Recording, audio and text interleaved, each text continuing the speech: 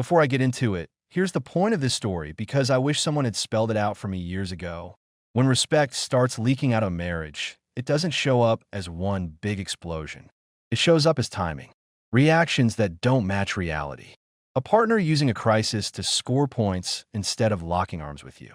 This is about how to spot that early, how to respond without begging or performing, and how to protect your home, your resources, and your peace when someone's running a second script behind your back. Not with drama, with calm, practical moves and consequences. We pulled into the driveway a little after midnight. New Year's, centennial quiet like the whole neighborhood got tucked in at the same time. I was still riding the good mood from the party. Nothing wild, just friends, food, some laughs, the kind of night that makes you think maybe we're okay. Madison was already on her phone the last 10 minutes of the drive, thumb moving like she was getting paid per text. I killed the engine and glanced at the front of the house. The entry door was cracked open. Not maybe it didn't latch. Open. A black slice of the foyer staring out at us like the house was breathing. I didn't get out right away. I just stared, processing it like my brain needed permission. "You forget to lock it?" I asked. Madison didn't even lift her eyes. "You were last." Not me. That was the first weird thing. Not the door. Her tone. Like I'd asked who left the cap off the toothpaste. I stepped out, kept my keys between my fingers like a cheap safety blanket, and pushed the door wider with my shoulder. Cold air. Stillness. Then I hit the light. Drawers yanked out in the entry console. Pillows off the couch like somebody shook it out for loose change. The TV stand looked wrong. Empty space, cables dangling. Our little sound system gone. The laptop drawer in my desk was open. I stood there for a second, not because I was scared, but because my brain was running through the checklist of everything that could be missing. Behind me, Madison walked in, took 2 steps, and stopped. No gasp. No hand or mouth. No, oh my God. Nothing. She just said, flat as a weather report, "Well, I told you about cameras." I turned my head slowly. "Seriously?" She finally looked up, and her eyes had that cool, glassy thing they get when she thinks she's holding the moral high ground. "I've been asking you for 6 months," she said. "So don't act surprised." "We were just robbed," I replied. "This isn't a scorekeeping moment." She exhaled like I was exhausting her. And yet, here we are. I walked deeper into the living room, keeping my voice even. "We need to call the police. We need photos. We need to see how they got in." Madison peeled her coat off and draped it over a chair like it was a normal Tuesday. "Call them." "I am," I said, "but I need you to tell me what's missing from your side." "Jewelry? Anything personal?" She gave me a look like I'd offered her homework. "You can figure it out." I held my phone up. "Madison, work with me." She pointed a lazy finger toward the mess. "This is your mess. You didn't want cameras. You didn't want to spend the money. So yeah, call them yourself. This is your bar duct." The Russian word came out of her mouth like a little performance, like she was auditioning for the role of woman who's fed up. "You're not even shaken." She shrugged. "Because I'm not surprised. I stopped expecting you to listen a long time ago." Right then, standing in a ransacked living room on New Year's, I felt something click. Not rage. Not heartbreak. Just a clean internal note. She's not on my team. And if I'd known where it was headed, I would have made a different set of moves a lot sooner.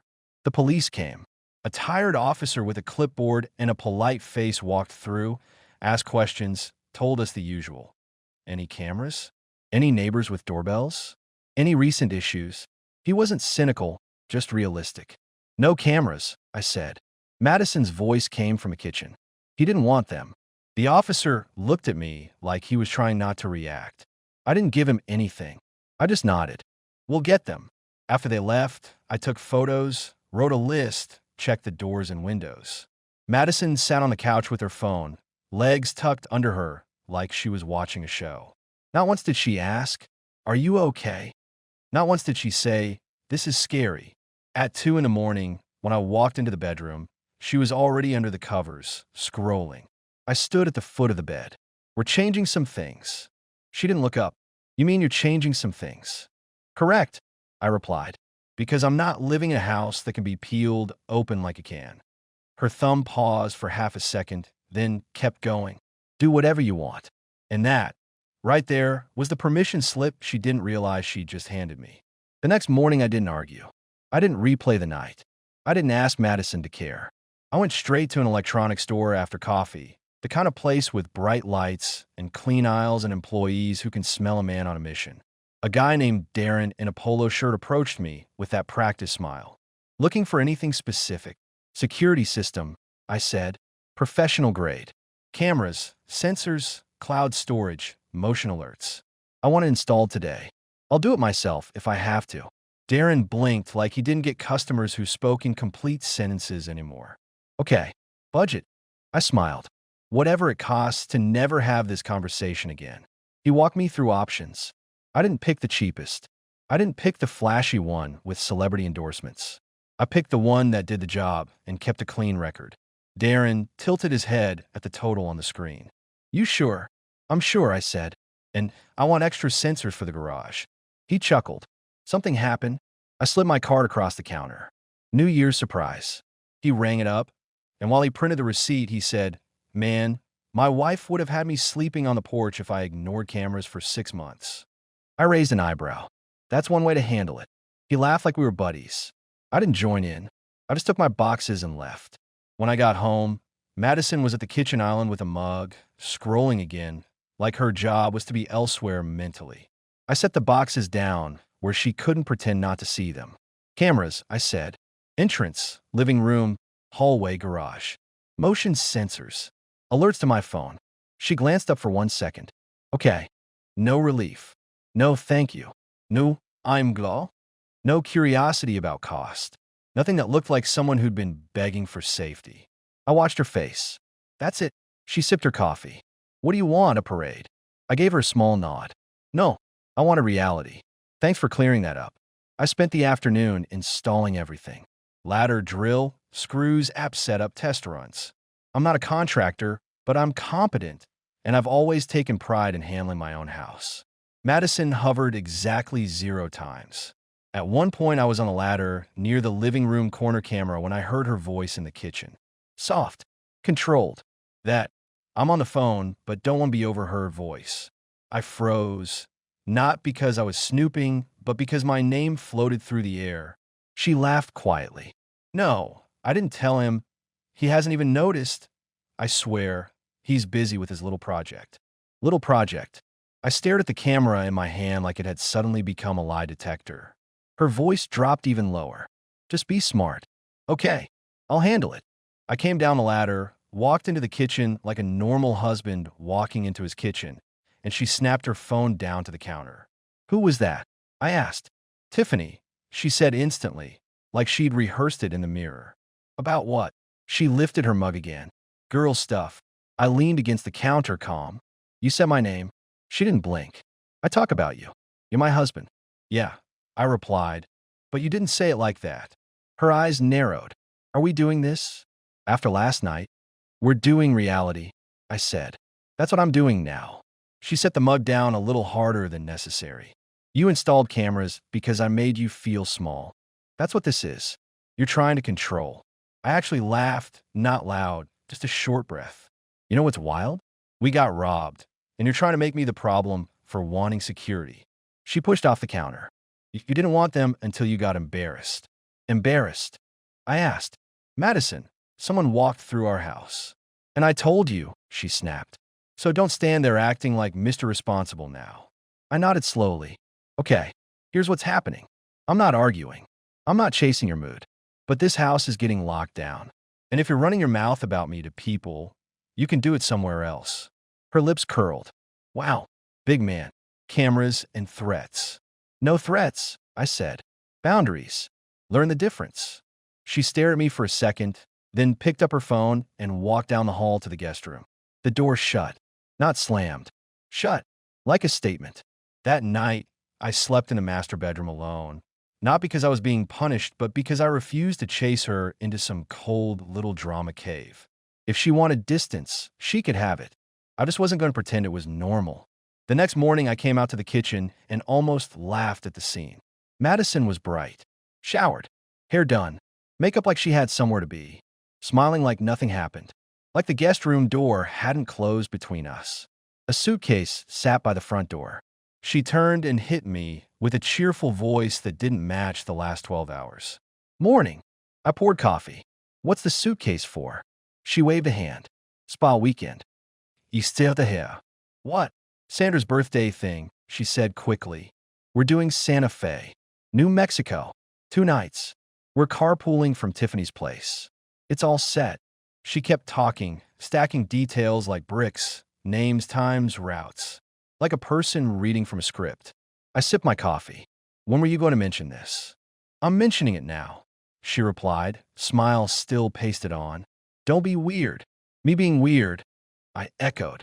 Right. She stepped closer, voice softer, almost sweet. Evan, come on. It's just a weekend. You've been intense. There it was. The first little softening. A careful hand on my arm, like she remembered how to play supportive wife when she needed something. I looked down at her hand and then back at her face. You're leaving the morning after our house gets hit. She shrugged like that was my emotional hobby. Life goes on. Sure does, I said. I'm going too. Her smile twitched. Where?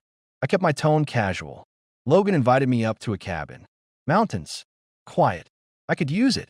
Logan's my friend from way back. Straight shooter. The kind of guy who doesn't talk a lot, but notices everything. Madison blinked. You're doing that now? Just to what proves something? No. Terapia. I'm doing it because I'm not sitting here watching you cosplay normal while you act like I'm a problem. She leaned in, voice tight. You're so dramatic. I gave her a lazy look, says the woman with a pre-packed suitcase and a rehearsed itinerary. Her nostrils flared. I'm going. Don't start. I'm not starting, I said. I'm adjusting. New year, new habits. Her smile came back, sharper this time. Fine. Go. Enjoy your little boy's trip. I raised my mug like a toast. Oh, I will. As she rolled the suitcase out, she turned at the door, sweet again for half a second. Be safe. Don't do anything stupid. I nodded. Same to you. She kissed the air near my cheek, didn't actually touch me, and walked out. I waited until her car backed out and disappeared down the street before I moved. Then I grabbed my keys, went to the garage, and opened a lockbox I hadn't touched in years. Inside were my documents, an old spare credit card I kept for travel, and a small stack of cash. Practical stuff. The kind of stuff a man keeps when he knows life can turn fast. I didn't feel panic. I felt clarity. I texted Logan, on my way. Also, I might need your place to be my quiet zone for a couple days. No questions yet. He replied, bring coffee. And tell me later. The drive up into the mountains was calm. Snow in patches. Sky clear, roads mostly empty. Logan's cabin wasn't fancy, just solid. Wood, stone, a deck that looked out at trees that didn't care about anyone's drama. Logan opened the door in a flannel shirt, took one look at my face, and stepped aside. You look like you're here for silence. Yeah, I said. And maybe a plan. He grabbed my bag. Then you picked the right place. We sat at his kitchen table with coffee and a plate of eggs. He cooked like a man who learned to feed himself early. Logan didn't pry. He just waited. I gave him the short version. The open door, the mess, Madison's reaction, the phone call I overheard, the suitcase story. Logan chewed, then wiped his mouth with a napkin. Her reaction to the break-in. That's the part that sticks. Exactly, I said. Not fear. Not we need to fix this. Just blame. He nodded once. People don't act calm when they're shocked. I leaned back. I installed cameras. Logan's eyebrows lifted. And she liked that. I smiled without humor. She called a control. Logan let out a low whistle. So she asked for cameras for 6 months, then got mad when you installed them. Bingo, I said. Make it make sense. He didn't answer right away. He stood up, rinsed his plate, then came back. You don't need me to tell you what that is. No, it'll be ya. I need you to tell me what you do next. He sat down, looked me in the eye. I'd watch. Either the fucks. And I'd make sure my money and my space can't be used against me. I nodded. Already moving. That afternoon we did simple guy stuff. Walked the property line, fixed a loose railing, stacked firewood. My hands stayed busy while my head stayed cold. Then around 6, my phone buzzed. Motion detected. Living room. I stopped mid-step on the deck. Logan saw my face. That your system? Yeah, I said. I opened the app. Live feed. And there she was. Madison. In our living room. Not in Santa Fe. Not in a spa robe. In jeans and a sweater. Hair down. moving around our house like it was her stage. Then the front door opened behind her. A man walked in like he belonged there. No hositaschen. No, is this okay? Body language. He hung his jacket on her hook. He bent to pet our dog like he'd done it before. Madison smiled at him in a way she hadn't smiled at me in months. Logan's voice was low behind me. Evan, who's that? I watched the screen. Madison stepped close, tilted her head up, and kissed him. Not a quick peck. Familiar. Comfortable. Like they weren't even thinking about being seen. They moved down the hall. I didn't throw my phone. I didn't yell. I didn't call Madison. I didn't give her a chance to rewrite it in real time. I hit record and saved the clip. Logan watched me. You okay? I'm clear, I said. That's different. He nodded slowly. What are you going to do? I'm not going to beg, I replied. I'm not going to do the how could you speech. I'm going to make sure the truth lands where it needs to land. Logan frowned. You know who he is? Not yet, I said, but I'm about to. I opened the camera history. There were other motion events, little ones, earlier in the week. Garage. Hallway. I clicked one. Same guy. Different day. Same confidence. Logan's jaw tightened. So this wasn't new. No, I said. It was scheduled. I made one call. Not to Madison. To a guy named Vic. Vic isn't a private investigator in some movie sense. He's a cybersecurity and digital forensic specialist I met through work after a company incident. He's the kind of man who speaks in clean, careful sentences and never acts surprised. He answered on the second ring. Evan. Vic, I said. I need two things. First, I need you to identify a man from camera footage. Second, I need you to package that footage in a way that can't be twisted. Vic didn't ask for a backstory. Send me the clip. I'll work. I also need the footage delivered to someone specific, I added. His wife. If he has one. A pause. Then Vic said, understood. I'll confirm identity and contact route. You want it direct or through an intermediary? Direct, I said. Clean. No commentori. Just facts. Vic's voice stayed steady. Send it. I sent it. Logan stared at me like he was watching a man change lanes without signaling. You going nuclear? I shook my head. No, I'm going adult. Nuclear is screaming, breaking things, making threats. I'm not doing any of that. He leaned forward. What about Madison? I looked at the mountains. Madison doesn't get a speech. Madison gets consequences. My phone buzzed again. A text from Madison. Having fun? Santa Fe is gorgeous. I stared at the screen and laughed once, quiet. Logan lifted a brow. She's texting you from your couch. She's playing control, I said. She wants me calm and dumb. I typed back. Glad you made it safe. Then I turned my phone face down. Logan pointed at it. That's it. That's it, I replied. I'm not feeding the performance. That night, Madison tried again. A picture came through, some generic spa lobby shot. No face, no proof, just enough to build a story. I didn't respond. The next morning, I made my second move. I called a locksmith in Centennial, a guy I'd used years ago when we first moved in. I didn't explain. I just scheduled. Then I called my bank and separated my direct deposit into my personal account. No drama, no punishment, just me protecting my income from becoming her safety net while she ran a double life. Logan listened while I handled it, then said, You're moving fast. I'm moving correctly, I replied. Fast would be emotional. This is logistical.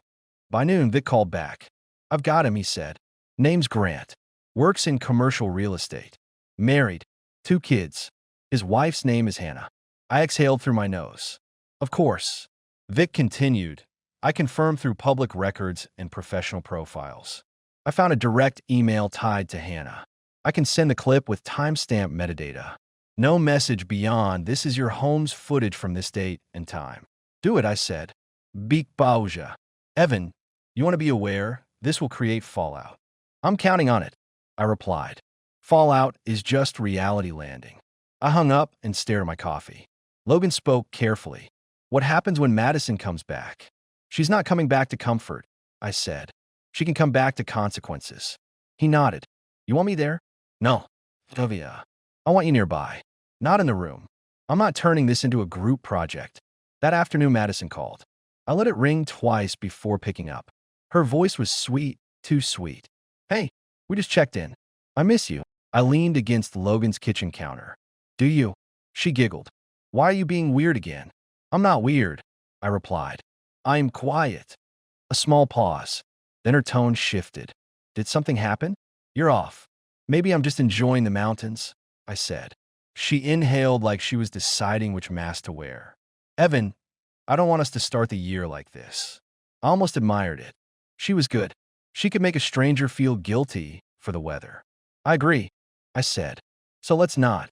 Her voice softened. I'm serious. When I get back, we can reset. We could do a dinner. Just us. There was the second illusion forming. Overly warm, overly reasonable, like she was tossing a blanket over a mess she didn't want exposed. I kept my voice flat. Sure. She latched onto it. Really? Really? I said. Enjoy your weekend.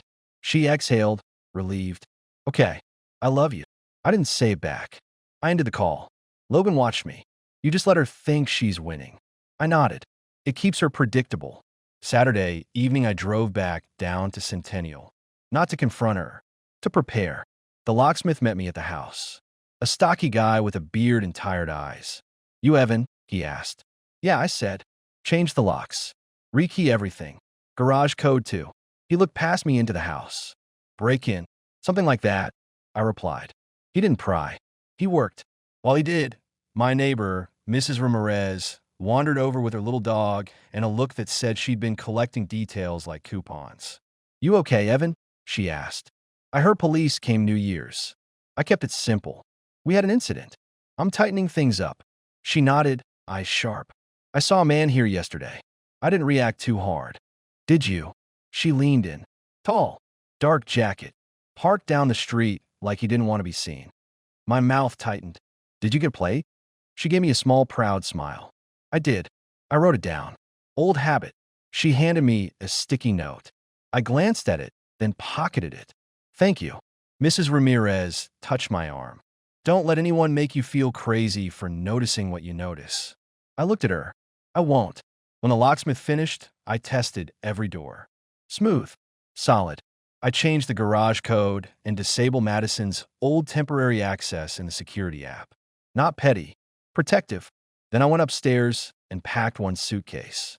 My essentials were clothes, documents, a couple things that were mine, not ours. I didn't trash the house. I didn't leave a dramatic note. I left the place clean, like a man who respects himself even when someone else doesn't. Sunday afternoon, Madison's car pulled into the driveway. I wasn't home. I was at my office. Quiet building. Empty parking lot. That was my other territory moment. My space, my rules, no emotions on display. She called me 3 times. I answered the 4th. What is going on? Her voice was tight. My key isn't working. The garage code changed. Evan, I kept my tone board. Yeah, I changed them. Are you out of your mind? She snapped. I live there. You had access, I replied. You treated it like a hotel. Her breath hitched. What are you talking about? I'm talking about you being in Santa Fe while your phone was texting me and your body was in my living room. I said. Silence. Then she tried the first tactic, confusion. That's insane. I chuckled. Sure. What are you saying? She demanded. You installed cameras to spy on me. I installed cameras because we got robbed, I said. You remember that? The thing you used as a punchline. Her voice sharpened. This is control. This is exactly what I said. Stop, I cut in. You don't get to label your way out of facts. She swallowed, then shifted to anger. Who told you? Tiffany? Sandra? Which one is running their mouth? I smiled. Nobody told me. Your own behavior did. Let me in, she said, voice rising. Right now. No, Irabia. Not right now. You can't lock me out, she yelled. I can, I said. And I did. Because I'm not sharing a roof with someone who lies with a straight face and thinks I'll just play along. She switched again, softer, pleading. Evan, okay, listen. We can talk. Let's just talk. You're overreacting. I'm reacting proportionally, he replied. Here's the new rule. You don't come inside unless I'm there. You want your things, we schedule it. Clean. Simple. Her voice went cold. So you're punishing me? No, I said. I'm ending access. She hissed. You think you're so righteous. I think I'm done, I replied. Big difference. Then I ended the call. An hour later, Vic texted me. Delivered. Hannah viewed it. No response yet. I sat back in my office chair and stared at the ceiling tiles. The cleanest part of all of this was that I didn't have to sell anyone a story. I just had to stop shielding Madison from consequences. That evening, Logan called. You back in town? Yeah, I said. You okay? I am steady, he replied. She's not. He let out a breath. Good. 10 minutes later, my phone rang again. Unknown number. I answered. Evan. A woman's voice, controlled but shaking at the edges. Is this Evan? I am Hannah. I didn't take a victory lap. I didn't do sarcasm. I kept it respectful. Yes, I said. I am Evan. There was a pause. I got a video. From my husband's phone behavior doesn't match his story, so I needed to call someone who wasn't lying to me. I didn't send it to hurt you, I said. I sent it because you deserved reality. Her voice cracked slightly. How long has this been happening? I don't know, I replied. I only know what my cameras captured. And I know my wife lied about where she was. Hannah swallowed. Thank you. I guess. I'm sorry, I said. I truly am. She went quiet, then said, I'm going to handle my house. I believe you will, I replied. We hung up, and that was the kill switch moment. Not because I'd won, because the whole hidden structure Madison was balancing. Her comfort, her cover stories, her control just took a direct hit from reality. Monday morning, Madison showed up at my office. She marched in like she owned the building. My receptionist, Carla, raised an eyebrow at me from her desk. Carla's been around. She reads tension like it's her second job. Madison leaned over the counter. Where is Evan? Carla didn't blink. He's in a meeting. Madison's eyes flashed. No, he's not. Carla smiled politely. Then you can wait. Madison turned and saw me through the glass wall. I stepped out calmly, shut the door behind me, and kept my voice low. You don't come here. She scoffed. Oh my God, you're hiding at work now. No, Irabia. I'm keeping my life clean. She stepped closer, dropping her voice into that faux sweet tone. Evan, we can fix this. I panicked. I felt neglected. You were distant. I tilted my head. Neglected? While you were scheduling Santa Fe like a travel agent? Her face tightened. Don't do that. Do what? I asked. Say what happened. She grabbed my sleeve. You changed the locks. You humiliated me. Mrs. Ramirez was watching me like I'm some criminal. I removed her hand from my sleeve gently, like she was a child reaching for a hot stove. Don't touch me. Her eyes widened. Wow. I nodded toward the lobby where Carla was pretending not to listen while hearing everything. This is not your stage. You want to talk? You email me. Madison's voice sharpened. You sent something to Grant's wife. I looked at her. Did I? Her jaw clenched. You had no right. I smiled small and cold. You had no right to bring him into my house. She snapped. It's our house. I corrected. Now it's a property I'm securing while we separate our lives. She stared at me like she couldn't compute the word separate. You can't just decide that, she hissed. I can, I replied. And I did. Her voice went higher. So you just throwing me away? I leaned in slightly, not aggressive, just firm. Madison, you didn't lose me today. You lost access. That happened the minute you used a break-in as a chance to blame me instead of standing next to me. She opened her mouth, then closed it. Then she tried the last mask, tears. Not full crying, just wet eyes and a trembling lip. A performance calibrated to make a man feel like a monster. Evan, she whispered, please. I'll do anything. I'll stop. I'll be better. I nodded once. No. Her breath caught. No. No. Because better isn't something you do when you're caught. It's who you are when nobody's watching. Carla cleared her throat behind us. Not loud. Just enough to remind Madison she wasn't alone in the world. Madison's face flushed. She turned, walked out, and the glass doors closed behind her. Carla looked at me. You want me to block her? I exhaled. Yes. If she comes back, she waits outside. Carla nodded. Done. That afternoon I went home, met Madison in the driveway with a calm face and a printed list. She got out of her car like she was ready for war. So this is it? You think you're some hero? I held up the list. This is pickup times. 2 windows this week. I'll be present. You take your personal items. No scenes.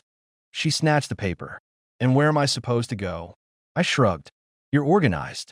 You'll figure it out. Her eyes narrowed. You're enjoying this. I shook my head. I'm enjoying peace. Different thing. She pointed at the house. I'm not leaving my home. I met her stare. Then you can stand out here and argue with the door. The locks don't care. Her mouth opened. Nothing came out. I turned and walked to the front door, entered and locked it behind me. Not to taunt her, to end the discussion. Inside, the house felt different. Quieter, cleaner, like it belonged to me again. Over the next week, Madison tried everything. Sweet texts, angry calls, long emails full of blame and half-remembered apologies. She even showed up once with pastries, smiling like a woman in a commercial. I didn't eat them. I didn't argue. I kept everything scheduled and calm.